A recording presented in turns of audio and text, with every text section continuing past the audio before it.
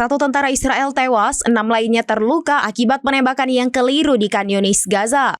Pesawat jet tempur Israel menjatuhkan bom di dekat gedung tempat pasukan Israel ditempatkan menurut media lokal. Namun sayang, bom yang mereka jatuhkan justru mengenai beberapa tentara Israel sendiri. Seorang tentara Israel tewas dan 6 lainnya terluka dalam penembakan yang keliru terhadap sebuah gedung yang menampung pasukan Israel di kota Khan Yunis, Gaza Selatan, kata militer pada hari Senin 19 Agustus 2024. Militer Israel tidak memberikan perincian apapun tentang insiden itu. Mereka hanya mengatakan seorang prajurit dari unit pengintaian Brigade Pasukan Terjun Payung Angkatan Darat tewas dan 6 lainnya terluka. Lembaga Penyiaran Publik Israel KAN mengatakan korban tewas terjadi ketika sebuah pesawat tempur Israel menjatuhkan bom di sebuah gedung. Gedung yang dibom itu berdekatan dengan gedung bertingkat tempat pasukan Israel ditempatkan.